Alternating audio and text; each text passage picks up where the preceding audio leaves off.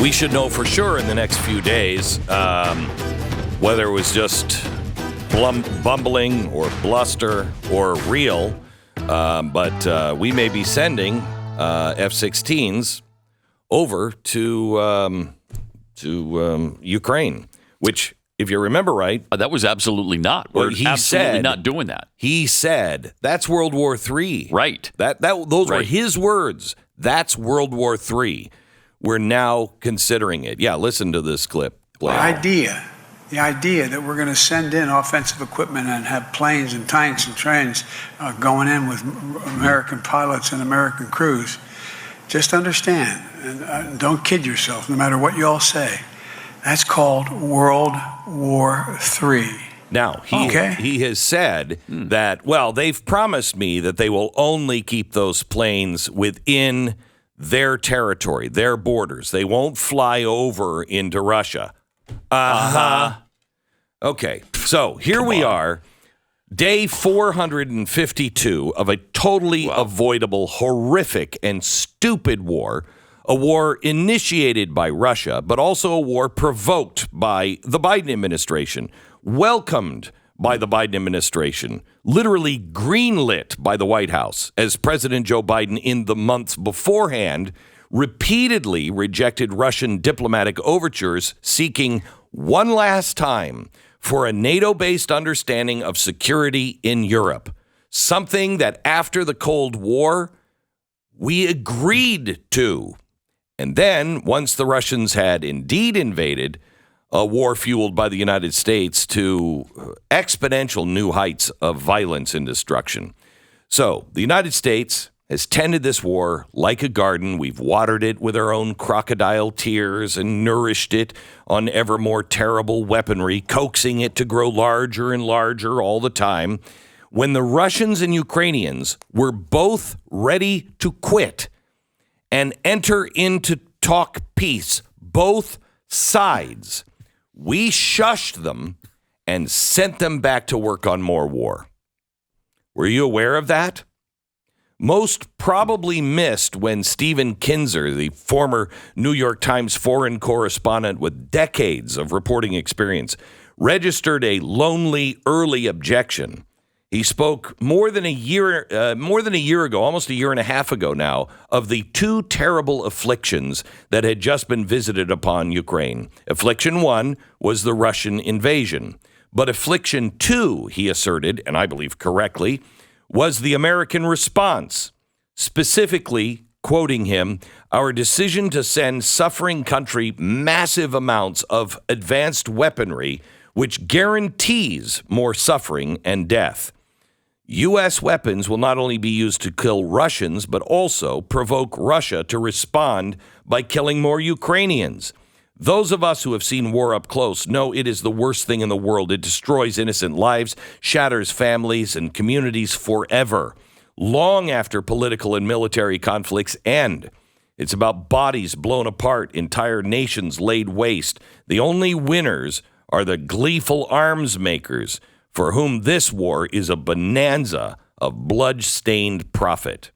So he wrote that for the Boston Globe, and I suspect the New York Times, his old employer, wanted no part of his heresy, which brings me to what happened this weekend. Not only is Biden now talking about sending our fighter jets over there, there was another story, but it wasn't a story, it was an advertisement.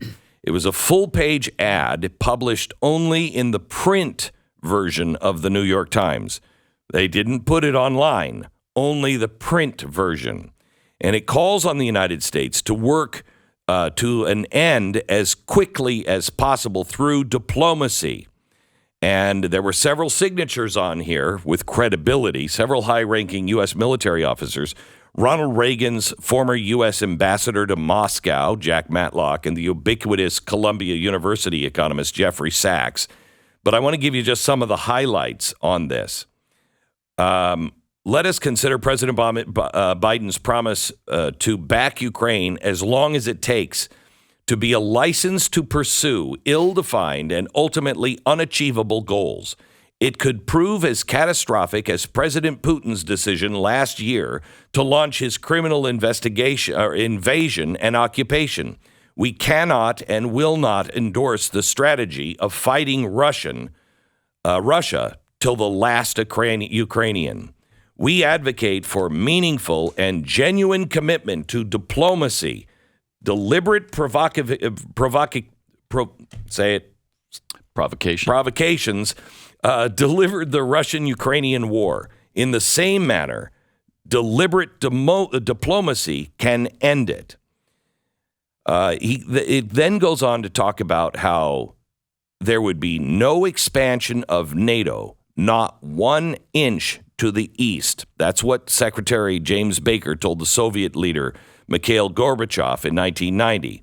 Other assurances from other U.S. leaders and others, as British, the German, the French leaders, all through the 1990s, said, we will not expand NATO, not 1 inch. So what happens?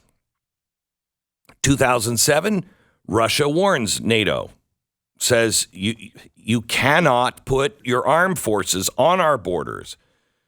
Can you imagine if Russian troops were on our southern border? Would we have a problem with that? Of course we would.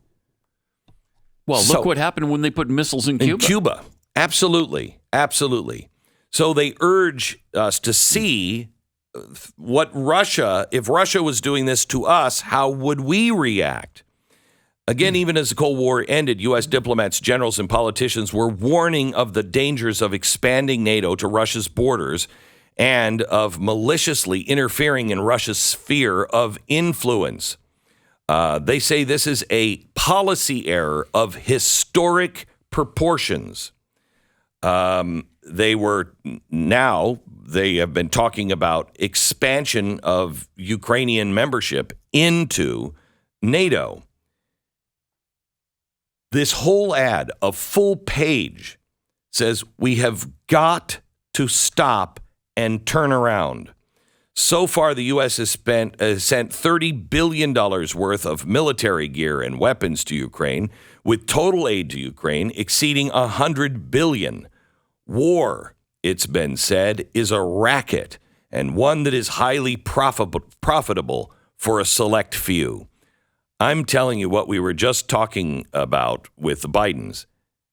This kickback, there is kickbacks coming someplace. I don't know if it's coming to Biden, but it is coming someplace. By the way, Comer had to leave. Representative Comer had to leave. He was called off, so we couldn't finish the interview, but I hope to have him back to do some more. It was good to hear from him on all of these things. So why is the New York Times not rolling this out everywhere? Why is it this opinion is not popular? I mean, it is really so bizarre how the Democrats have become the hawks and the Republicans are the ones going, wait, slow down. Now, not all Republicans. Lindsey Graham and some of the others are just like, let's light it up. No, let's not light it up. What do you say? Really bad precedent. Yeah, and I don't understand how the two parties, again, on another issue, have completely flip-flopped. It's just really amazing to see. I know. And on this one is so lefty. No more wars. No more wars. Right. Not in my name. All of that. No blood for oil. Right. All of that stuff that they love to chant. And now it's just like, all right, we're in this until the end. We're in this forever, if that's what it takes. Yeah, he said over the weekend, Vladimir Putin's not going to break our resolve. I don't think America has resolve on this. No, I don't Americans think so either. Don't want this. We want to help the Ukrainian people, and we don't like Russia, but we don't have resolve on this. We don't want nuclear winter because of it. We don't want to be in World War III. I think that's really clear. This is amazing how this administration, how this deep state, how I don't know what it is is just sucking us into this war. Biden said over the weekend he has received, quote, flat assurance that Ukraine would not use F-16s to enter Russia. So we might be sending them. And he also announced another $375 million in military assistance. Plus, they found another $3 billion. Did you see that too? They discovered through some sort of accounting error that there's $3 billion more in aid that we were supposed to send that we haven't sent, and so now we're going to. Where did I put that $3 billion? Where that I just had it, and gosh darn it! Oh yeah, there it is. It's in my other wallet. So it just doesn't end. Doesn't it piss you off? It pisses me off so much that all of our money that we pay in taxes, that all of us could use more money right now, and it's wasted. Yeah. It's wasted. Well, this is a money laundering scheme. They're sending it to Ukraine. I think it is. It's being laundered and sent back to somebody here. Yeah. Well, not just here, too. I think this is being sent. You can change the world with $3 billion. Oh, yeah. You can change the world with $3 billion. But I think the Bidens are getting their share. I'm sure they are. Well, I suspect they are. Yeah, I strongly suspect. Yeah. So congratulations on that.